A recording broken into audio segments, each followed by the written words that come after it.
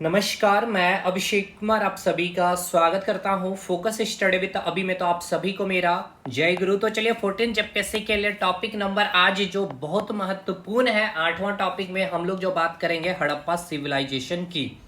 अगर आपने जेपीएससी के विगत वर्षों के सवालों को देखा है, चाहे पीटी या मेंस, तो दोनों जगह आपके सवाल पूछे जाते हैं। तो आज हम लोग पीटी के पॉइंट ऑफ व्यू से चीज़ों को समाप्त करते हैं। तो चलिए फटाफट कुछ चीज़ों को पहले इसमें मैं आपको समझा देता हूँ। मैप भी लाया हूँ, हर एक एक प्लेसेस को मैंने मैप में दर्शा दिया हूँ ताकि चीज़ें आपको बहुत आसानी से याद हो जाए। कौन से नदी के किनारे कौन सा स्थल रहा है और कौन से स्थल से क्या क्या चीज़ों की प्राप्ति हुई, मतलब हर चीज़ मैंने यहाँ रख दिया। और श्योर है कि आपके सवाल यहाँ से देखने को मिलेंगे। तो सबसे पहले जो सवाल आपके पूछे जाते हैं और भी चीज़ों को मैं यहाँ पे एक्सप्लेन कर देता हूँ। तो देखिए, जो इतिहास जो है, ठीक है, इसको हम 3 कालखंड में बांटेंगे। एक तो आपको पता है प्राचीन, दूसरा है आपका मध्यकालीन और तीसरा है आपका मॉडर्न हिस्ट्री, जिसको आप बोलते हैं आधुनिक काल का जो इतिहास है। प्राचीन इतिहास में अगर बात कर लिया जाए तो हिंदू धर्म के बारे में, हिंदू सभ्यता के बारे में आप पढ़ते हैं। मध्यकालीन पूरा मुस्लिम जो आपका इस्लाम धर्म की जो व्यवस्थाएं चली है उसके बारे में अध्ययन करते हैं। और यहाँ पे अंग्रेजों का जो आगमन होता है और अंग्रेज किस प्रकार भारत पे शासन किया उसके बारे चीजों का अध्ययन करते हैं। क्लियर है भाई? अब इतिहास को हम 3 कालखंड में बांटेंगे, ठीक है। 3 कालखंड में एक होगा आपका प्राग ऐतिहासिक काल, ठीक है, यहां से सवाल बनेगा इसलिए मैं बतला रहा हूं। दूसरा है आपका आध ऐतिहासिक और तीसरा है आपका ऐतिहासिक। चलिए साहब, अब यहां पे भी चीजों को समझ लीजिए।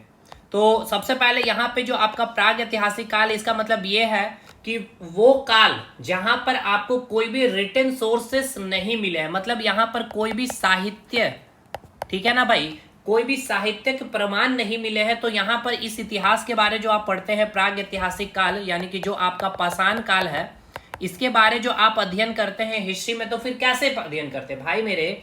जब आप इतिहास को पढ़ रहे हैं तो यानी ये इतिहास कहीं ना कहीं लिखी हुई होगी। बिल्कुल सर, किताबों में लिखी हुई है। लेकिन आप जो पाषाण काल का अध्ययन कर रहे हैं इसके लिए कोई साहित्य का प्रमाण ही नहीं मिला। मतलब कि पाषाण काल यानी कि जो स्टोन एज है, उस स्टोन एज में जो लोगों की जो संस्कृति थी उसके अध्ययन के लिए कोई साहित्यिक प्रमाण नहीं मिले हैं। तो क्या प्रमाण मिले हैं सर? पुरातात्विक प्रमाण मिले हैं। क्या मिले हैं सर? पुरातात्विक मतलब क्या है? उत्खनन के द्वारा जो चीजों की प्राप्ति हुई है, या उस पाषाण काल में जो लोग सामग्रियों का इस्तेमाल करते थे उसको देख करके, उसमें लिखी गई जो लिपियां थी उसको पढ़ करके हम लोग क्या किए हैं? इतिहास लिखे हैं पाषाण काल का। तो प्राग ऐतिहासिक काल में क्या आएगा आपका? पाषाण काल। आद्य ऐतिहासिक कालखंड में क्या आता है? जहां पे साहित्यिक स्रोत मिले हैं और आपके पुरातात्विक स्रोत भी मिले, मतलब किताबें आपको मिली है और साथ के साथ सामग्री भी मिली है। लेकिन आद्य ऐतिहासिक काल में हमें साहित्यिक स्रोत मिलने के बावजूद भी हम उस चीजों को पढ़ नहीं पाए, क्योंकि वो जो लिपि में लिखी गई थी उस लिपि को हम पढ़ने में समर्थ नहीं हुए। तो उसको भी अध्ययन हमने कैसे किया? पूरे तात्विक के आधार पर। जैसे कि आपका हड़प्पा सिविलाइजेशन, ठीक है, उसके बाद आपका पूरा वैदिक सभ्यता, ठीक है भाई, पूरा वैदिक सभ्यता मतलब ऋग वैदिक और उत्तर वैदिक कालखंड। उसके बाद ऐतिहासिक कालखंड की बात कर ले, जहां आपको साहित्यिक स्रोत भी मिले हैं और आपको पूरा तात्विक स्रोत भी मिले हैं। और साथ के साथ यहाँ पे जो साहित्यिक स्रोत मिले हैं उसको हम क्या कर पाए हैं? पढ़ पाए हैं। और पूरा तात्विक स्रोत भी हमें मिले हैं। मतलब ऐतिहासिक कालखंड में आपका महाजनपद हो जाएगा, मौर्य काल हो जाएगा, मौर्योत्तर हो जाएगा, गुप्त हो जाएगा, गुप्तोत्तर हो जाएगा। भाई मेरे यहाँ से डायरेक्ट सवाल रहेंगे, स्टेटमेंट बेस्ड में भी आपसे पूछा जाएगा कि जो आपका पाषाण काल है, पाषाण काल का संबंध प्राग ऐतिहासिक काल में है, पहला कथन। दूसरा, पाषाण काल का संबंध प्राग ऐतिहासिक काल खंड में इसीलिए क्योंकि वहां पे साहित्यिक स्रोत भी मिले हैं और आपके पुरातात्विक स्रोत भी मिले हैं। तो बताइए, कथन 1 सही, कथन 2 सही, कथन 1 सही, कथन 2 सही, और कथन 1 जो है सही या कथन 2 जो है सही विश्लेषण है कथन 1 का। तो इस टाइप के क्वेश्चन बनेंगे। तो भाई कथन 1 क्या था कि पाषाण काल का संबंध प्राग ऐतिहासिक काल से, बिल्कुल सही है। लेकिन दूसरा जो स्टेटमेंट था आपका कि पाषाण काल का संबंध प्राग ऐतिहासिक कालखंड से इसीलिए क्योंकि वहां पे साहित्यिक प्रमाण भी मिले। तो भाई मैंने क्या बताया है कि साहित्यिक प्रमाण नहीं मिले हैं, केवल पुरातात्विक स्रोत ही मिले हैं। उसी प्रकार आद्य ऐतिहासिक कालखंड में आपका क्या आ जाएगा? हड़प्पा सिविलाइजेशन आ जाएगा, वैदिक सिविलाइजेशन आएंगे। ठीक है मेरे भाई? आप बोलेंगे सर वैदिक सिविलाइजेशन में तो हमने वेद के बारे में बात किया था, सामवेद, ऋग, यजुर्वेद हो जाएगा, ठीक है ना भाई, अथर्ववेद हो गया आपका। तो ये सारे वेद तो पढ़े गए भाई। देखिए, इसको क्या किया गया, जो वेद थे वो जो आपके लिखे गए थे संस्कृत भाषा में, ठीक है। संस्कृत भाषा सबसे टफेस्ट लैंग्वेज होती थी, बाद में उसको सरल भाषा में कहानी के फॉर्म में संगीतमय किया गया, उसको पढ़ा गया, ठीक है मेरे भाई। तो इसलिए वैदिक सभ्यता और हड़प्पा सिविलाइजेशन भी आद्य ऐतिहासिक कालखंड के अंदर आता है। यहाँ पे साहित्यिक स्रोत भी मिले हैं, पुरातात्विक स्रोत भी मिले हैं, लेकिन साहित्यिक स्रोत को हम पढ़ने में असमर्थ रहे हैं। और ऐतिहासिक कालखंड में आपका महाजनपद, मौर्य, मौर्योत्तर, गुप्त, गुप्तोत्तर कालखंड आता है। और इसके दौरान हमें साहित्यिक स्रोत भी मिले हैं जिसको हम पढ़ भी सके और पुरातात्विक स्रोत भी मिले। भाई ये क्लियर हो गया। देखिए मैं चाहूं तो फटाफट चीजों को हड़प्पा सभ्यता में स्थल, नदी के किनारे पढ़ के निकल जाऊं, लेकिन सवाल यहां से भी बनेंगे। तो अब सवाल आपका यहाँ पे क्लियर है। अगर मैं हड़प्पा सभ्यता से अगर आपको पूछूं तो हड़प्पा सभ्यता का संबंध में अगर आपसे पूछूं किस कालखंड से है, प्राग ऐतिहासिक काल से या फिर आद्य ऐतिहासिक काल से या फिर ऐतिहासिक, तो अब आप इसके जवाब दे पा रहे होंगे कि हड़प्पा सिविलाइजेशन जो है आपका आद्य ऐतिहासिक कालखंड से रखता है। क्योंकि आद्य ऐतिहासिक कालखंड का मतलब क्या है, जहां पे साहित्यिक प्रमाण भी मिले हैं और पूरा का पूरा पुरातात्विक स्रोत भी मिले, लेकिन हम इसको क्या कर पाए हैं, पढ़ नहीं पाए हैं। समझ में आ गया भाई। चलिए अब थोड़ी सी और मैं चीजों को एक्सप्लेन कर देता हूं जहां से आपके सवाल बनने की संभावनाएं हैं। तो जैसे कि आपने इतिहास में पढ़ा भी है, मैंने आपको पढ़ाया, बहुत डिटेल मैंने जाके पढ़ाया, अभी तक जितने भी मैंने लेक्चर इतिहास में लिए हैं साहब आपके, ठीक है, चाहे वो एंशिएंट हो चाहे मॉडर्न हो। मेडाइवल में तो मैंने आपको जो नोट्स दे दिया मोर देन सफिशिएंट प्रीलिम्स के लिए, लेकिन जो मॉडर्न और जो एंशिएंट मैंने आपको कराया ना, वो मैंने क्या बताया आपके, वो मेंस लेवल की चीजें मैंने आपको डिलीवर कर दी है। तो खैर अभी हटाइए, इसको बात कर डालते हैं। सबसे पहले हमने क्या पढ़ा सर, पाषाण काल के बारे इतिहास में पढ़ा है। पाषाण काल मतलब क्या है भाई, स्टोन एज, ठीक है। पाषाण काल मतलब क्या है, स्टोन एज है। इसी पाषाण काल को हमने 3 कालखंड में बांटा था, पूरा पाषाण काल, फिर हमने मध्य पाषाण काल और नव पाषाण काल। इसमें क्या हुआ भाई, आग की खोज हुई, इसमें पशुपालन प्रारंभ हुआ, और यहाँ पे क्या हुआ, कृषि प्रारंभ हुआ। और कृषि प्रारंभ हो गया मतलब क्या, पाषाण काल के बाद कौन सा काल आ गया भाई, ताम्र पाषाण काल, है ना, ताम्र पाषाण काल, जहां पे तांबे का खोज हुआ, पहली धातु की खोज हुई, और इसी धातु का क्या हुआ भाई, कृषि में क्या हुआ, उपयोग हुआ। तो भाई कृषि जैसे ही शुरुआत हो गई, अभी तक जीवन जो लोग जी रहे थे कैसे, घुमंतु जीवन, लेकिन अब कृषि करना है भाई, तो कृषि करने के लिए आपको कहीं ना कहीं ठहरना होगा, रुकना होगा। अस्थाई जीवन यहीं से शुरुआत होती है, क्योंकि जो उत्पादन हुआ उसको भंडार भी बनाना होगा। लेकिन अभी ऐसा नहीं कि बहुत अधिक उत्पादन हो रहा था, मैंने आपको बताया था महाजनपद काल से जब कृषि में लोहे का क्या होगा भाई, उपयोग होगा, तब क्या होगा, उत्पादन अधिशेष होने लगेंगे। तो चलिए ताम्र पाषाण काल के बाद फिर क्या आएगा आपका, कांस्य युग, यानी कि कांस्य युग, और यहीं पे आपका क्या पढ़ते हैं हम लोग, हड़प्पा सिविलाइजेशन। कांस्य युग मतलब क्या है, तांबा के साथ क्या हो गया भाई, टीन का भी हमने क्या किया भाई, मिश्रण करके पहली मिश्र धातु बनाए, जिसको हमने कहा कांसा, यानी कि हड़प्पा सिविलाइजेशन। क्लियर है। अच्छा अब एक बात बताइए, ये जो पाषाण काल है और ये जो ताम्र पाषाण काल, यहाँ पर कैसी सभ्यता थी या फिर व्यवस्थाएं कैसी थी, ग्रामीण व्यवस्था थी या फिर शहरी व्यवस्था? तो आपको पता है ये कैसी व्यवस्था थी, यहाँ पे ग्रामीण व्यवस्था थी।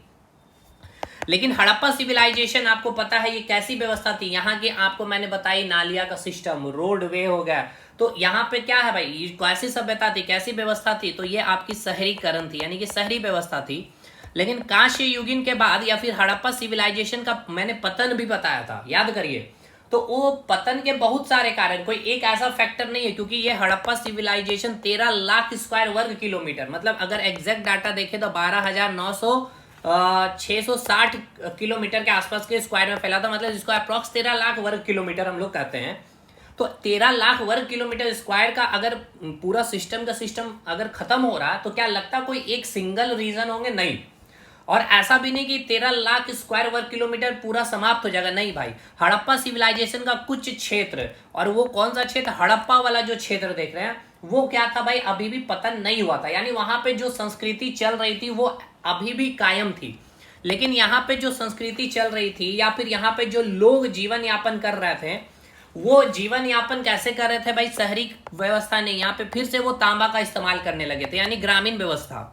क्लियर है। और इसके बाद फिर लोहे का प्रयोग देखने को मिला, जिसको हम लोग कहते हैं महाजनपद, और जिसमें कृषि में क्या हुआ, लोहे का प्रयोग। यानी कि ये सीक्वेंस भी आपके लिए इंपॉर्टेंट है। सबसे पहले पाषाण काल, पाषाण काल के बाद भाई ताम्र पाषाण काल, फिर आपका कांस्य युगीन, और कांस्य युगीन के बाद मैंने क्या बताया, फिर से हड़प्पा के बाद लोहे का इस्तेमाल किए लोग, क्योंकि कुछ क्षेत्र हड़प्पा सभ्यता का पतन नहीं हुआ था भाई। हड़प्पा वाला जो क्षेत्र आप देख रहे हैं सिंध प्रांत वाला जो क्षेत्र देख रहे हैं, जो पाकिस्तान सिंध प्रांत की मैं बातें कर रहा हूं, वहां पे भी अभी जो संस्कृति वो चल रही थी, लेकिन लोग तांबे का इस्तेमाल करने लगे थे, इसलिए इसको फिर से ताम्रपाषाण काल और फिर लोह युग हम लोग इसको कहते हैं।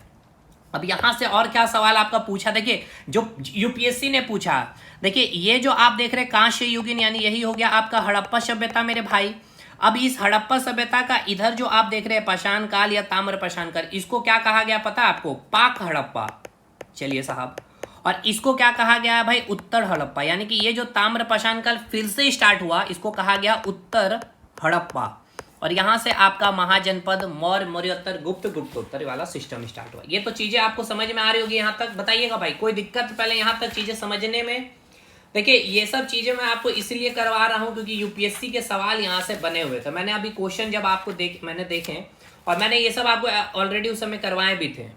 चलिए, तो खैर अभी यहाँ पे और कुछ संस्कृति से आपका क्वेश्चन पूछा जाता, तो एक चीज पहले हमें ये बताइए, पहले संस्कृति समझ लीजिए। पाक हड़प्पा में जो संस्कृति चल रही थी, जैसे कि जौरवे संस्कृति।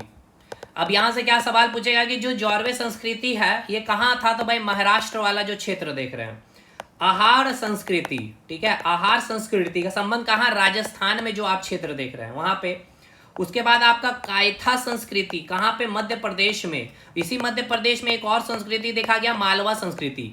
तो ये जो आप संस्कृति की बात की है सर, जौरवे संस्कृति जहां आपके कहाँ पे? महाराष्ट्र में, आहार संस्कृति राजस्थान में, कायथा संस्कृति मध्य प्रदेश में, मालवा संस्कृति मध्य प्रदेश में। ये हड़प्पा सभ्यता से पहले लोग, अरे भाई मैंने क्या कहा, पाषाण काल में तो लोग घुमंतु जीवन जी रहे थे, लेकिन जब नवपाषाण काल में हमने देखा कि क्या है भाई, ऑलमोस्ट तांबा की खोज हो गई थी, ताम्रपाषाण काल इंटर कर गए थे लोग, तो धातु का पहली बार खोज हुआ, तो कॉपर यानी कि तांबा का, और उस तांबे का इस्तेमाल कृषि कार्य में होने लग गया। अब जैसे ही धातु का इस्तेमाल कृषि कार्य में होने लग गया, तो हुआ क्या भाई, लोग कृषि करने लग गए। अगर कृषि कर रहे हैं तो क्या आप घूम घूम करके कृषि करेंगे भाई? एक जगह ठहरना होगा कृषि करने के लिए, बिल्कुल। तो यहीं से आप याद करिएगा, यहां से एक और सवाल बनता है कि लोगों ने कब अस्थाई जीवन की शुरुआत की? तो पहली बात ताम्रपाषाण काल से। देखिए मैं बहुत सारी चीजों को एक्सप्लेन करते निकल रहा हूं भाई, बहुत इंपॉर्टेंट वीडियो होगी। किस लेवल पे जाकर के जेपीएससी स्टेटमेंट में डाल देगी वो मैं हर बातों को एक्सप्लेन करने की कोशिश कर रहा हूं कम समय में। चलिए साहब, यहां तक तो ठीक है। इसके बाद हड़प्पा सभ्यता। अच्छा ये कैसी सभ्यता होगी भाई? ये आपकी ग्रामीण सभ्यता, मैंने आपको बताया अभी, ये ग्रामीण सभ्यता है, ये शहरी सभ्यता है, और फिर से ये आपका ग्रामीण सभ्यता, और इधर से तो फिर शहरीकरण हो गया। तो पहली बार नगरीकरण आपको देखने को मिल रहा है हड़प्पा सभ्यता में, और दूसरी बार नगरीकरण कहाँ पे? महाजनपद में। ये सब आपके सवाल है। अच्छा, पहले नगरीकरण में किस धातु का योगदान है? तो कौन सी धातु का भाई? तो मैंने अभी बताया कांसा, यानी मिश्र धातु का, तो कांसे का। दूसरे नगरीकरण में किसका योगदान है भाई? लोहे का। ये सब आपके सवाल है आपके एग्जामिनेशन में। अब एक बात हमें बताइए कि जो ये आपका जो है उत्तर हड़प्पा, यहां पर क्या है भाई? मैंने बताया कि हड़प्पा सभ्यता का पतन हो गया। पतन होने का मतलब ऐसा नहीं कि पूरी हड़प्पा सभ्यता ही खत्म हो गई थी, हर संस्कृति खत्म हो गई थी, नहीं।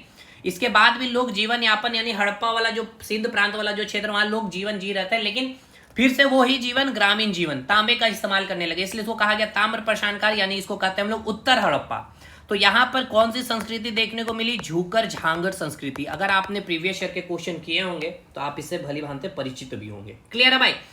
तो सवाल क्या पूछा गया था कि झूकर झांगर की संस्कृति का संबंध है पाक हड़प्पा से या उत्तर हड़प्पा से? तो बताइएगा आप किससे संबंधित है भाई? उत्तर हड़प्पा से। ठीक है, अभी देखिए ये लोग क्या कर रहे हैं भाई, ये लोग सभी ग्रामीण जीवन व्यतीत कर रहे हैं ना, ग्रामीण जीवन, और यही लोग फिर ग्रामीण से कहाँ यही क्या होगा भाई, डेवलप्ड कर जाएगा शहरीकरण में, और फिर से शहरी से ग्रामीण, और ग्रामीण से फिर से शहरीकरण में। ठीक है, तो ये संस्कृति जो पहले ग्रामीण संस्कृति कहलाई फिर शहरी में कन्वर्ट हुआ। अरे भाई आज आपका भारत क्या विकासशील देश है, आने वाला 2037, 2030, 2047 के बाद क्या है, हम लोग विकसित देश कहलाएंगे। टारगेट तो यही रखा है ना भारत सरकार ने, तो हम ही लोग ना करेंगे भाई विकास, हम ही लोग ना विकसित देश बनेंगे। तो यही संस्कृति फिर क्या हुआ, शहरीकरण व्यवस्था अपनाए, फिर शहरी से ग्रामीण, ग्रामीण से फिर शहरी। चलिए यहां तक चीजें क्लियर। अच्छा एक और सवाल आपसे अगर पूछ लिया जाए कि जो पाक हड़प्पा संस्कृति जो आप देख रहे हैं, जैसे कि ये सारे संस्कृति आप देख रहे हैं, और जो उत्तर हड़प्पा संस्कृति में मैंने आपको बताया झूकर झांगर संस्कृति, ठीक है, तो दोनों संस्कृति में यहाँ के लोगों की संस्कृति, जो लोग थे इस संस्कृति में और इस संस्कृति के जो लोग थे, यहाँ के लोगों के जीवन के रहन सहन में क्या होंगे भाई, डिफरेंस होंगे, बिल्कुल अंतर होगा सर। क्योंकि ये लोग हड़प्पा सिविलाइजेशन एक शहरीकरण व्यवस्था से आ रहे थे, जो क्या हुए, फिर से झुकर झाकर संस्कृति यानी कि ग्रामीण संस्कृति में शिफ्ट हुए। तो यहाँ के जो लोग रहे उत्तर हड़प्पा के लोग, ये लोग यहाँ पाक हड़प्पा से बहुत सारी चीजों को सीखे हैं। पक्की ईंट का प्रयोग कैसे किया जाता है, नाली की संरचना कैसे की जाती है, ठीक है, आदि वो सारी चीजें जो पाक हड़प्पा में देखी नहीं गई थी। दोनों में सबसे ज्यादा उन्नत अगर आपसे पूछा जाएगा तो कौन होगा भाई, उत्तर हड़प्पा। क्योंकि देखिए उत्तर हड़प्पा के जो लोग आपसे पूछेगा कि उत्तर हड़प्पा संस्कृति, उत्तर हड़प्पा में जो संस्कृति थी झुकर झाकर संस्कृति, और पाक हड़प्पा में जो संस्कृति थी ये सारी संस्कृति, कौन काफी ज्यादा उन्नत थे। तो भाई थोड़ा सा कंसेप्ट लगाइए, उत्तर हड़प्पा ने क्या सीखा है, हड़प्पा सभ्यता से नाली की संरचना कैसे करनी है, पानी की निकासी कैसे करनी है, पक्के ईंटों का प्रयोग कैसे करना है। तो सिंपल सी बात है, यहाँ के जो लोग होंगे काफी उन्नत होंगे कंपैरेटिवली पाक हड़प्पा से, क्योंकि ये कैसे सभ्यता थी, ग्रामीण सभ्यता थी। और यहाँ तक चीजें, चलिए ठीक है, बहुत हो गया डिटेल, अब मैं इसको यहाँ से समाप्त करता हूँ। अब यहाँ से हम लोग अब हड़प्पा सभ्यता का थोड़ा सा और इतिहास को हम लोग समझ लेते हैं कि हड़प्पा सभ्यता का कैसे अस्तित्व चीजें आई है। जो आपका क्वेश्चन आपका देखिए, ये सब मैंने जो बताया ना, सारे क्वेश्चन आपके किसी न किसी पीसीएस में या यूपीएससी में पूछा गया था, इसलिए ये सारी चीजें मैंने एक्सप्लेन कर दी है भाई। चलिए साहब, अब आते हैं थोड़ा सा और मैं चीजों को हल्का फुल्का एक्सप्लेन करते हैं। हड़प्पा सभ्यता में हम लोग घुस जाएंगे, कुछ यहाँ से भी चीजों को समझ लीजिए और हड़प्पा सभ्यता को भी समझ लीजिए, और कुछ फैक्ट है जो आपको मैं बताना चाहता हूँ। देखिए कोई भी जगह जो पृथ्वी की है, ठीक है, मान के चलिए पूरी पृथ्वी है, पृथ्वी में आपको मैंने बताया है कि 3/4 क्या है भाई, पानी से है घिरा हुआ, और बाकी जो 1/4 है उस पर क्या है, स्थल है, ठीक है। तो ये जो आप देख पा रहे होंगे, एक मिनट, ये जो आप देख पा रहे हैं, ठीक है, ये इसमें क्या है भाई, पानी है, तो ग्रीन कलर से हम लोग दिखा दे रहे हैं, ये पूरा का पूरा क्या है भाई, पानी हो गया। ये हो गया आपका स्थल खंड, ठीक है, ये हो गया आपका स्थल लैंड। अब यहाँ पे क्या है भाई, संस्कृति होंगे, ठीक है भाई, या सभ्यता कह लीजिए, संस्कृति ही कहना सबसे अच्छा, सभ्यता से ज़्यादा अच्छा होगा संस्कृति। तो अब भारत में जो सबसे पुरानी सभ्यता या पुरानी जो संस्कृति है क्या है भाई, वैदिक सभ्यता। कब, 1500 ईसा पूर्व, यानी ईसा मसीह के जन्म से कितना साल पहले, 1500 साल पहले। दूसरी बात, एक चीज और समझ लिए, जो जितनी चीजें पुरानी होती है उसकी वैल्यू क्या होती है, बहुत ज्यादा होती है ना मेरे भाई। जैसे कि आप बोलते हैं कि हम इस क्षेत्र के आज से उस जमाने के हैं, 19वीं जमाने के, और आज आप 2020वीं शताब्दी के भाई, तो किसकी वैल्यू ज्यादा, 19वीं वाले के। उसी प्रकार अब यहाँ पे भारत कह रहा है कि हम 1500 ईस्वी पूर्व हमारी जो पुरानी सभ्यता है वैदिक सभ्यता है। अब चीन आ गया है भाई इधर, ठीक है, चीनी लोग आ गए हैं। चीनी लोग क्या बता रहे भाई, हमारी जो सभ्यता है ना 3000 ईसा पूर्व हवांगहुक नदी के किनारे। अच्छा एक चीज और मैं बताना भूल गया, जैसे मैंने कहा कि ताम्रपाषाण काल में लोगों ने क्या किया था, धातु का इस्तेमाल करना शुरू कर दिया था कृषि में। तो भाई कृषि से, ताम्रपाषाण काल से अस्थायी जीवन शुरुआत हो गया। भाई ये लोग अस्थायी जीवन जिए किधर, नदी के किनारे, क्योंकि कृषि करने के लिए क्या चाहिए भाई, पानी चाहिए, फर्टाइल मिट्टी चाहिए, यानी कि उपजाऊ मिट्टी चाहिए। तो जितनी भी सभ्यता बसी वो नदी के किनारे बसी, यही एक मेन रीजन रहता है। चलिए, और अब दूसरा चीज की मान लीजिए कुछ चीजों का हमें व्यापार भी करना है, तो नदी, क्योंकि उस समय तो भाई रेलगाड़ी है नहीं ना भाई, रोड है नहीं, हाईवे वगैरह ऐसी सिस्टम में नहीं थी, तो हम क्या करेंगे भाई, बोट के थ्रू, नाव के थ्रू क्या करते थे, व्यापार भी कर लेते। तो खैर चलिए, तो चीन क्या बता रहा है कि भाई भारत को बोल रहा कि आप तो बहुत नए हैं अभी हमारे सामने, हमारी जो सभ्यता हवांगो सभ्यता 3000 ईसा पूर्व हमारी सभ्यता चल रही है, ठीक है। उसी प्रकार जो मध्य एशिया देख रहे हैं, यानी कि आप अरब की बात कर ले, ये बता रहे भाई हमारा भी 3000 ईसा पूर्व, 3200 ईसा पूर्व पुरानी हमारी जो सभ्यता है, मेसोपोटामिया की सभ्यता 2700 ईसा पूर्व, ये बोल रहे हैं। उसी प्रकार अफ्रीका में जो नील नदी देख रहे हैं उसके किनारे जो है नील नदी घटी सभ्यता, ये भी 3000 ईसा पूर्व पुराना बता रहे हैं। तो भाई एक तरह से जो भारतीय हैं, भारतीय क्या बोल रहे हैं भाई, बहुत उदास है भाई, इनके सामने हम भारतीय क्या है, काफी ज्यादा उदास है भाई। ये लोग इतनी पुरानी सभ्यता है, पुरानी सभ्यता के लोग हैं, हम लोग तो काफी नए हो गए इसका मतलब। तो देखिए 1857 का जो विद्रोह हुआ था, या इसके विद्रोह से पहले की मैं बात कर रहा हूं, ठीक है, इसके विद्रोह से पहले की अगर मैं आपको कुछ चीजें बताऊं तो 1857 के विद्रोह के पहले लॉर्ड डलहौजी का आपने नाम सुना होगा, ठीक है। तो इनके कार्यकाल में इन्होंने क्या किया ना, रेल का बहुत ज्यादा डेवलपमेंट किया था, रेल का काफी विकास किया। अब रेल का विकास करने के लिए क्या करना होगा भाई, पटरी बिछानी होगी। तो भारत का जो आप क्या बोलते हैं, पंजाब पाकिस्तान की मैं बात करूं, अभी मैं आपको पंजाब पाकिस्तान को मैप में भी समझाऊंगा। जैसे कि ये जो आप देख रहे हैं ना पंजाब को, पहले पंजाब कहाँ, पहले उसको तो मैं आपको बता दूं। देखिए ये जो P4 क्या दिखाया गया आपको, पंजाब दिखाया गया, क्लियर है भाई। तो ये वाला जो क्षेत्र आप देख रहे हैं ना, ये पूरा पंजाब था, ये हो गया पाकिस्तान पंजाब, ये हो गया भारत का पंजाब। समझ में आ गया बंटवारा जो हुआ। तो उसी प्रकार ये पूरा पंजाब यानी कि जो पाकिस्तान में भी जो अभी आज स्थित है उसकी भी मैं आपसे बातें कर रहा हूं। चलिए आ जाइए। तो हुआ क्या कि वहां पर अब जो है ना बड़े बड़े टीले थे, बड़े बड़े क्या थे भाई, टीले थे। अब उस टीले को क्या करना था भाई, तोड़ना था। ठीक है, खुदाई करनी थी उसको। अब खुदाई करके क्या करना था, हमें रेल की पटरी बिछानी थी। तो डलहौजी के समय में मैंने क्या बताया, रेल का काफी विकास हुआ।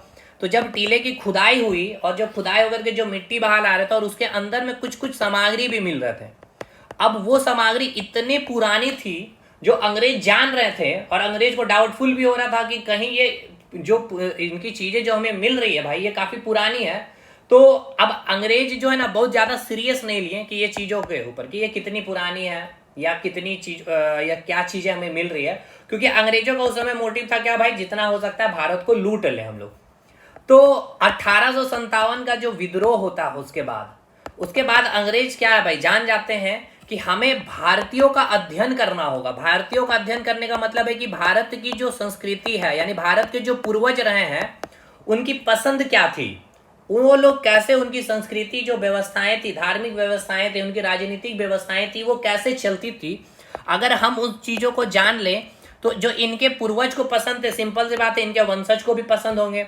और उसके अकॉर्डिंग अगर हम नीतियां बनाएंगे तो भाई कोई तरह का 1857 जैसी विद्रोह भी देखने को नहीं मिलेगा और हम यहाँ पे आराम से शासन व्यवस्था चला सकेंगे। तब जाकर के पुरातात्विक विभाग का यहाँ पे स्थापना किया गया। बहुत इंपॉर्टेंट पॉइंट मैं आपको अब बताने वाला हूं। और उसके बाद भारत की पुरानी जो जो सामग्री निकल रही थी टीले को खोदने के बाद उन सारी चीजों का अध्ययन किया गया। देखिए अब अध्ययन करने के लिए दो प्रोसेस होता है, एक होता है कार्बन 14 पद्धति और एक होता है यूरेनियम डेटिंग पद्धति। जो सामग्री जिसमें कार्बन यानी कि जितने सजीव चीज है और जितने निर्जीव चीज है वो कितनी पुरानी, उसको यूरेनियम डेटिंग पद्धति से हम जानकारी लेते हैं। और कार्बन 14 से हम लोग क्या करते हैं, जितने सजीव चीजें हैं, ठीक है, तो इससे हम अध्ययन कर लेते हैं कि वो सामग्री कितनी पुरानी है कार्बन की क्वांटिटी से। तो हम जब इससे अध्ययन किए तब हमने पाया कि जो भारत की जो पुरानी सभ्यता, जो वैदिक सभ्यता 1500 ईसा पूर्व है, और चीनी जो बता रहे 3000, इधर आपका मेसोपोटामिया सभ्यता हो गया, अफ्रीका का आपका नील नदी घाटी सभ्यता, जो जो इतने इतने पुराने हैं ना, तो भारत की जो अभी सामग्री मिल रही है उसकी भी सामग्री की जो अगर आयु निकाल रहे तो वो भी 3000 ईसा पूर्व मिल रही है। अब क्या भाई, ये जान करके भारतीय क्या भाई गौरवान्वित फील हो रहे हैं। अब वो भी बोल रहे हैं कि भैया हम भी आपके बराबर या आपसे भी ज्यादा ही पुराने हमारी यहाँ पे सभ्यता है, या यहाँ पे लोग रह रहे थे, हमारे भारतीय हुए, हमारी संस्कृति यहाँ पे चल रही थी। तो एक बहुत अच्छी बात थी भाई। तो अब पुरातात्विक विभाग का स्थापना हो गया और 1921 में दयाराम साहनी को इस पुरातात्विक विभाग का क्या मिला, ड्यूटी मिला। और इनके ही निर्देश में कार्बन 14 पद्धति से सारी चीजों का अध्ययन किया गया और देखा गया कि जो जो सामग्री मिल रहे हैं, कोई 2000 ईसा पूर्व, कोई 2800 ईसा पूर्व, कोई 3000 ईसा पूर्व यहाँ पे सभ्यता मिल रही है, मतलब चीजें मिल रही है। तो भाई यहाँ पे लोग रह रहे थे, इसका मतलब, और रह रहे थे तो यहाँ पे अब इसका नाम क्या दिया जाए, तो देखिए सिंधु नदी के किनारे मिल रहे, तो इसलिए सिंधु सभ्यता रखा गया। नाम भी देखिए, पहले इसको कहा गया हड़प्पा सभ्यता को सिंधु घाटी सभ्यता, सॉरी सिंधु सभ्यता कहा गया, फिर कहा गया सिंधु घाटी सभ्यता, क्योंकि इसके बाद फिर आपका 1922 में मोहनजोदड़ो में उत्खनन जब किया गया तो वहां पे वही जस्ट 700 किलोमीटर हड़प्पा से दूर जो स्थित है वहां पे उत्खनन किया गया था। तो राखलदास बनर्जी के द्वारा किया गया था। वो मैं नाम अभी एक जगह करवा दूंगा, इसलिए मैं नहीं बोलना चाह रहा था कि आप कंफ्यूज ना हो जाए। तो वहां पे भी जो चीजें मिल रही है वो भी उतनी पुरानी मिल रही है जितनी पुरानी सिंधु नदी के किनारे मिल रही थी भाई। और यहाँ मोहनजोदड़ो कहाँ है, सिंधु नदी के जो सहायक नदी है, तो इसलिए अब बोला गया कि भाई जो सिंधु घाटी बोल दिया गया, सिंधु घाटी सभ्यता, मतलब कि सिंधु की जो जो सहायक नदी है, पूरी घाटी के इधर जितने भी क्षेत्र हैं यहाँ पे जो सामग्री मिल रही है वो उतनी ही पुरानी है जितनी सिंधु नदी के किनारे मिल रही है। ठीक है, अब यहाँ पे ये देखा गया कि भाई गंगा नदी के किनारे भी जो क्षेत्र है वहां पर भी जब उत्खनन हुआ तो वहां से भी कुछ चीजें मिल रही है भाई। अब सिंधु और गंगा का तो कोई संबंध ही नहीं भाई, तो अब नाम में फिर क्या दिक्कत है, इसलिए अब बोला गया कि नहीं, जहां पे सबसे पहली उत्खनन हुआ और जहां सबसे पहले उत्खनन हुआ वो था हड़प्पा, इसलिए नाम रख दिया गया हड़प्पा सभ्यता। नाम भी क्लियर हो गया, सवाल पूछेगा तो। चलिए साहब, अब जो उत्खनन हुआ वो सब चीजें, क्या क्या उत्खनन हुआ, कहाँ पे उत्खनन हुआ, किस नदी के किनारे, वो सब चीज हम लोग डिस्कशन करते हैं। पहले एक और मैं कुछ चीजों को बता दूं, मैं नहीं चाहता हूं भाई कि अगर हड़प्पा सभ्यता में डिस्कशन कर रहा हूं तो केवल रटवा करके निकल जाऊं या फिर वहां से क्वेश्चन छूट जाए आपका। ठीक है, क्वेश्चन मेरा ना छूटे, बस मकसद वही है अपना। तो एक बार मैं नोट्स में कुछ कुछ चीज़ें रखा हूँ बहुत अच्छे तरीके से, मैं उसको एक बार आपको एक्सप्लेन मतलब यहाँ पे पढ़ूंगा भाई, ठीक है। समझाने वाली काम खत्म, अब है भाई आपको जो टू दी पॉइंट हम लोग बातें करेंगे। सबसे पहले प्राचीन सभ्यताएं जो थी कहाँ बसती थी, नदी के किनारे, ये सब मैंने समझा दिया है, ठीक है। हर चीज को मैंने समझा दिया, क्योंकि फसलों की सिंचाई के लिए जल नदियों से ही आना जाना, उस समय सब यातायात के साधन नाव थे, गाड़ी रेलगाड़ी नहीं थे, नदी के किनारे ही मिट्टी काफी उपजाऊ भी होती, तो ये मेन रीजन था नदी के किनारे सभ्यता जो बसने का। विश्व की प्राचीन सभ्यता जो है, यहाँ से सवाल बनेंगे वो मैंने एक जगह कर दिया है, जैसे कि दर्जला और फलात, ये पूछेगा मेसोपोटामिया की सभ्यता किस नदी से संबंध है, ठीक है, या किस नदी के किनारे ये सभ्यता का उदय हुआ था, तो दर्जला और फरात नदी। नील इराक की सभ्यता जिसको बोला जाता है बेबीलोन के पास जो है, नील नदी के किनारे मिस्र की सभ्यता, विश्व की सबसे प्राचीनतम सभ्यता में से एक है मेसोपोटामिया सभ्यता। हवांगो यानी कि चीन की सभ्यता इसको बोला जाता है, या हवांगो की सभ्यता भी बोला जाता है। यूनान के निकट जो क्रीट की सभ्यता हो गया, और हड़प्पा सभ्यता भारत की सबसे पुरानी सभ्यता जो है। चलिए अब हम लोग बात करते हैं हड़प्पा सभ्यता यानी कि सिंधु घाटी सभ्यता, ये मैंने आपको समझाया। इसकी कहीं भी हमें क्या मिली है, लिखित विवरण नहीं मिले हैं, और लिखित स्रोत अगर मिले भी हैं तो हम उसको पढ़ नहीं पाए हैं। तो हड़प्पा सभ्यता की पूरी इतिहास, मतलब जो आज आप पढ़ रहे हैं ना हड़प्पा सभ्यता या सिंधु घाटी की सभ्यता, तो इसके बारे पहले कोई भी हमें रिटन सोर्स नहीं मिले थे।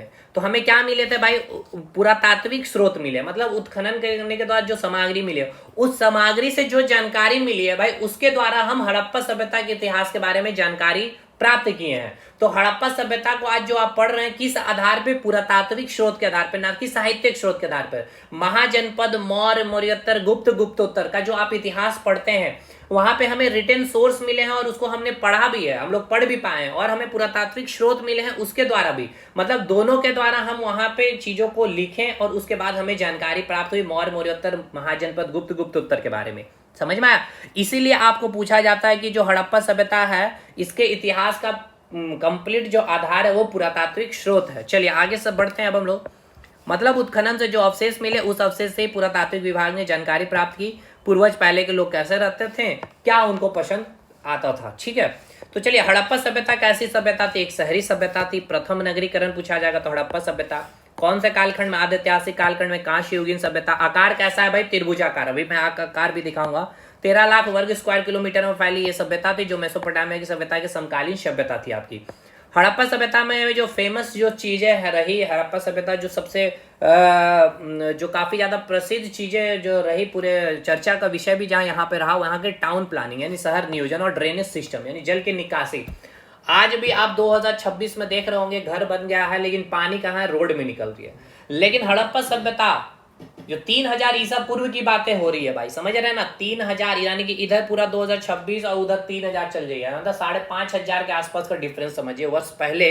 एक ऐसी सभ्यता जहां के लोग जल की निकासी पे काफी अच्छा ध्यान देते थे। जो घर है, घर के पीछे से पानी का कैसे निकासी होना, कोई भी पानी रोड में नहीं जा रही होती थी, तो ये काफी अच्छी खासियत थी। ड्रेनेज सिस्टम, टाउन प्लानिंग, ऐसा नहीं है कि आप रोड के किनारे आपका घर बन गया है, या घर बना है तो भाई रोड के किनारे आपके दरवाजे खुल रहे हैं। हड़प्पा सभ्यता में रोड के किनारे दरवाजे नहीं खुल रहे थे, क्योंकि धूल कण वगैरह घर में इंटर कर जाता, ठीक है।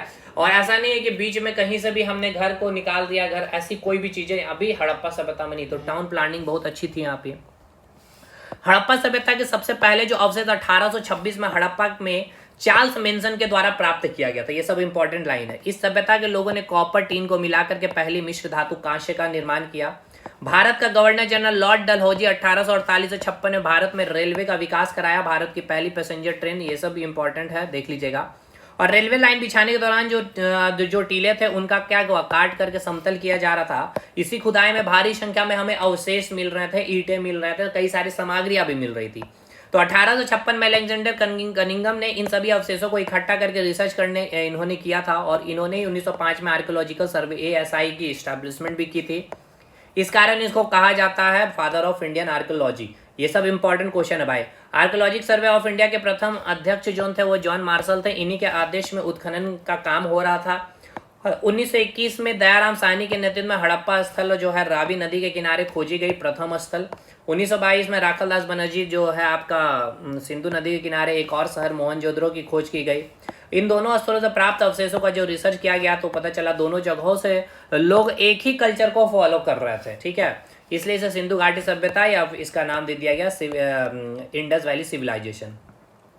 और मैंने आपको बताया कि वो कितनी पुरानी है, कार्बन 14 दाटिंग पद्धति से हमने अवशेषों का काल निर्धारण किया गया कि 2500 ईसा पूर्व ये पुरानी चीजें थी। हमारे देश की भी पुरानी सभ्यता कही जाने लगी। फिर इस सभ्यता के ऊपर और अधिक खोजबीन की गई तो पता चला कि केवल सिंधु नदी नहीं बल्कि भारत की और भी कई नदी घाटी तक ये सभ्यता फैली थी, जिसका आकार त्रिभुजाकार था। अब देखिए त्रिभुजाकार कहने का मतलब ये है, जैसे कि अगर आप उत्तर नॉर्थ में देखेंगे तो सबसे उत्तरी स्थल मांडा जो जम्मू कश्मीर में है, दक्षिण में जो सबसे दक्षिणतम बिंदु जो है आपका कहाँ, महाराष्ट्र का दैमाबाद गोदावरी नदी के किनारे। ये पॉइंट याद रखिएगा। सबसे पूर्वीय स्थल अगर आप देख लेंगे तो भाई पूर्वीय स्थल ईस्टर्न में आप देखेंगे तो कहाँ, उत्तर प्रदेश का आलमगीरपुर, ठीक है, हिंदन नदी के किनारे। सबसे पश्चिमी स्थल तो वेस्टर्न में कहा तो सुतका गंडोर, ठीक है, बलूचिस्तान जो दशक नदी के किनारे। तो ये आपको सबसे आपसे पूछा जाएगा कि हड़प्पा सभ्यता का सबसे उत्तर स्थित जो स्थल है जम्मू कश्मीर का मांडा हो जाएगा। सबसे दक्षिण दैमाबाद महाराष्ट्र, कौन सी नदी, तो परवरा नदी, गोदावरी नदी की जो सहायक नदी है, ठीक है। तो ये हड़प्पा सभ्यता क्या होगा भाई, चौहद्दी हो गया, ये पूरा लोकेशन हो गया। अब इसको अगर आप मैप में मैं आपको दिखा दूं। अच्छा एक चीज और यहाँ पे पहले कर लीजिए कवर। पहली बार मानव का स्थायी जीवन मैंने बता दिया नवपाषाण काल या ताम्रपाषाण काल कहेंगे। पहली बार ग्रामीण संस्कृति का विकास, यहीं से फिर ग्रामीण संस्कृति का विकास हुआ, एक संस्कृति का उदय हुआ। या पहली बार शहरी संस्कृति का विकास कांस्य युगीन हड़प्पा सभ्यता। अब मैं दिखाता हूँ जो त्रिभुजाकार की जो बातें हो रही ना उसको समझ लीजिए। देखिए जो आपको यहाँ पे अगर मैप में मैंने लिया होगा, देखिए भाई ध्यान से समझिएगा। देखिए मांडा अगर मैं आपको दिखाऊं तो ये हो गया आपका मांडा, ठीक है, ये हो गया आपका मांडा।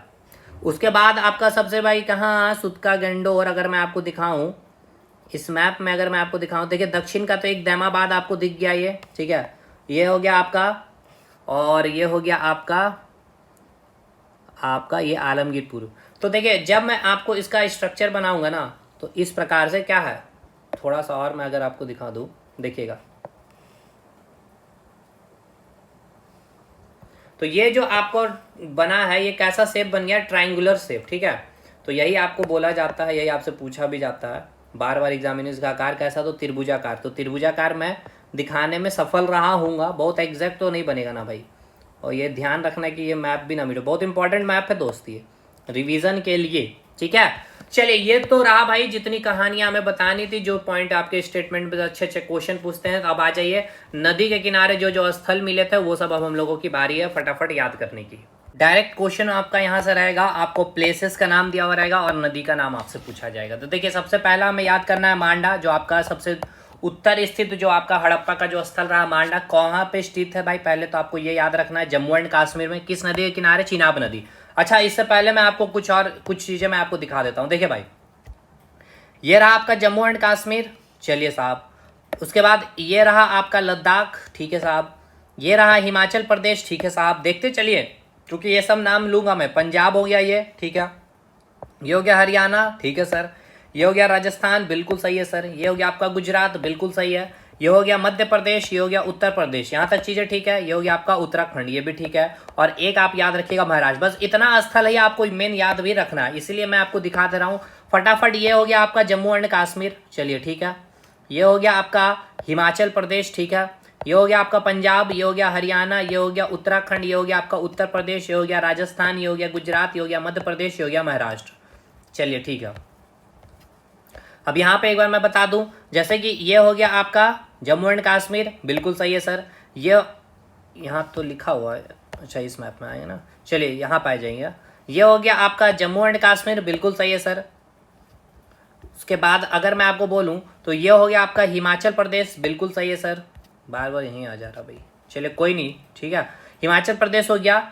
उसके बाद अगर मैं आपको बोलूं इधर देखिए, ये हो गया आपका गुजरात, बिल्कुल सही है सर, ठीक है। उसके बाद अगर मैं आपको बोलूं ये क्या हो गया भाई आपका, ये हो गया आपका राजस्थान, ये भी बिल्कुल सही है सर, चलिए। उसके बाद और नीचे मैं दिखाऊं, ये हो गया आपका उत्तर प्रदेश, ये भी बिल्कुल सही है सर।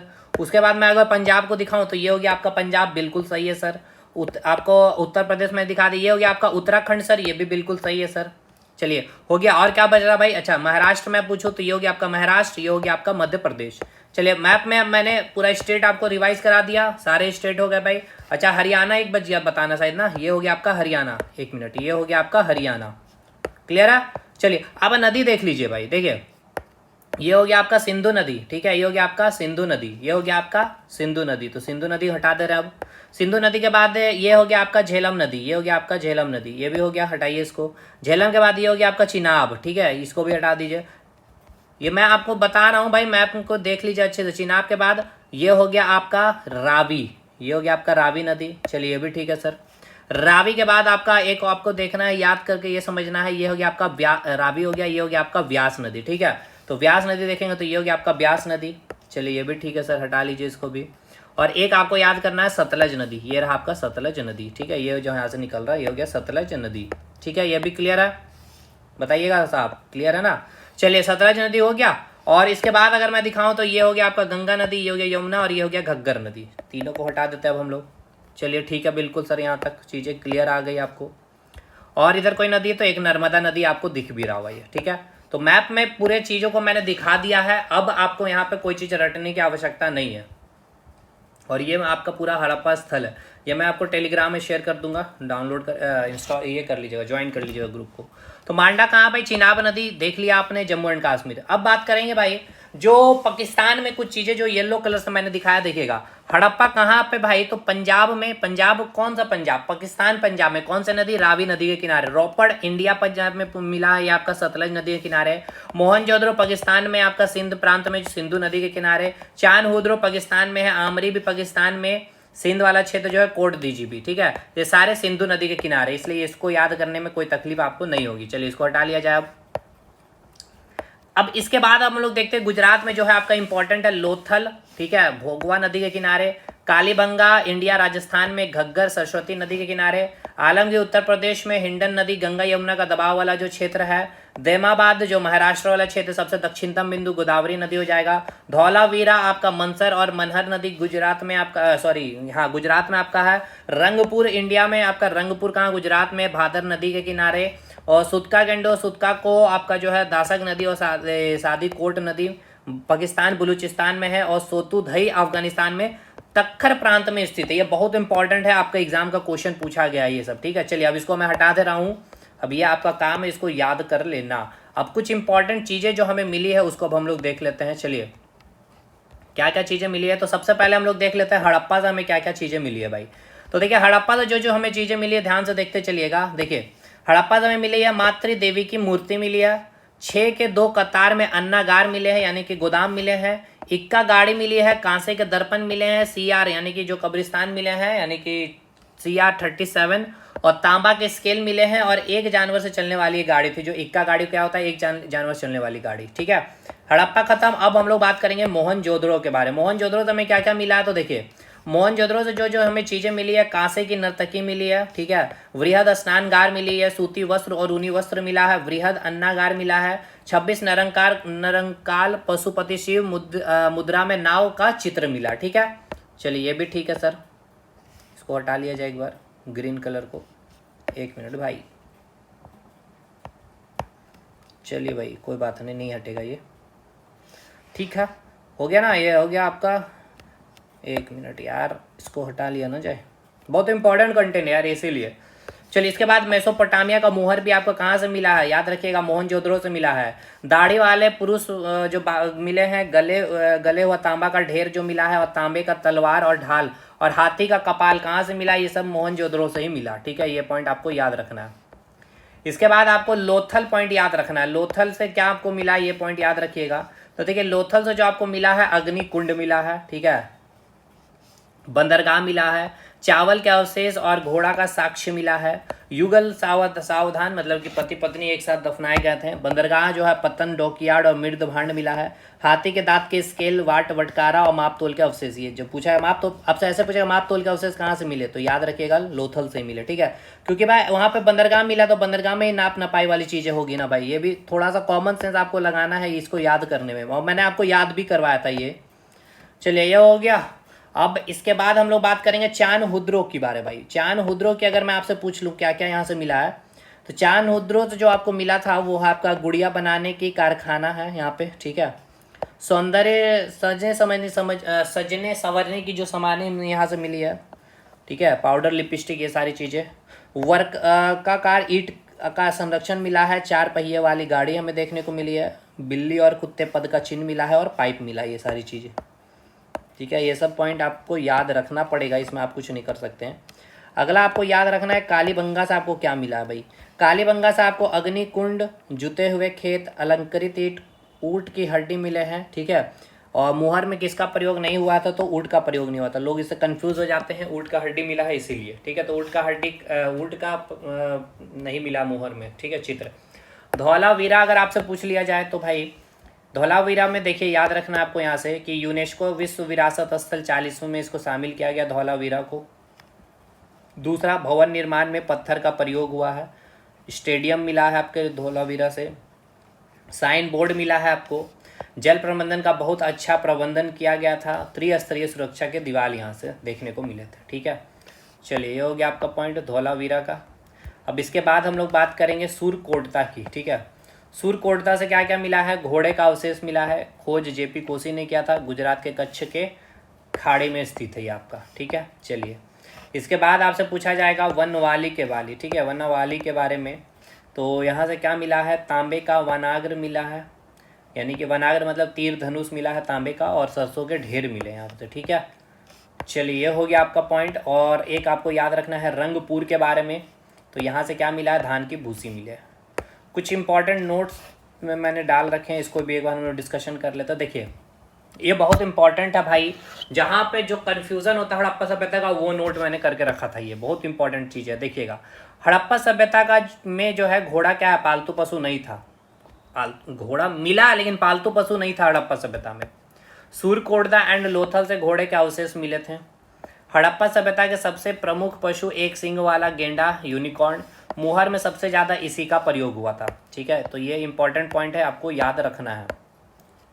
चलिए भाई, ये आपको क्या करना है भाई, याद रखना है। अब हम लोग आगे बढ़ते हैं। तीसरा पॉइंट है पूजने पशु कुबड़ वाले सांड। मुहर में ऊँट घोड़ा का प्रयोग नहीं हुआ, ये मैंने बताया भी था आपको। तो घोड़ा और ऊँट का प्रयोग नहीं हुआ। हाँ, मिले जरूर हमें। धौलावीरा में भवन निर्माण में ईंट के स्थान पर पत्थर का प्रयोग हुआ है। कालीबंगा में भवन निर्माण में कच्चे ईंट का प्रयोग हुआ है। अलंकृत ईंट का कालीबंगा में, वर्गाकार ईंट का प्रयोग चानहुद्रो में। तो पूछेगा अलंकृत ईंट और वर्गाकार आपका वक्राकार आपको ईंट कहाँ से मिला है। इसके बाद याद रखना हड़प्पा सभ्यता का धान मुख्य फसल नहीं था। गेहूं और जो है मुख्य फसल थे। ठीक है, रंगपुर से धान की भूसी, लोथल से चावल के अवशेष मिले। चलिए ये सब पॉइंट आपको याद है। और अंतिम एक पॉइंट में लिखा गया है कि लोथल जो है और कालीबंगा से अग्निकुंड मिले हैं, जिससे पता चलता है कि लोग अग्नि पूजा भी करते थे। ठीक है, बाकी हड़प्पा सभ्यता तो बहुत डिटेल है, लेकिन ये पीटी के पॉइंट ऑफ व्यू से आपका इतना जेपीएससी में काम हो जाएगा। और मैंने जो जो चीज़ें बताई है, बाकी देखिए हड़प्पा सभ्यता को वैदिक सभ्यता से जोड़ करके पूछा जाएगा, वो मैंने अपने क्लासेस में बताएं। तो चलिए आज का क्लास यहाँ एंड करते हैं, मिलते हैं नेक्स्ट क्लास में, तब तक के लिए धन्यवाद।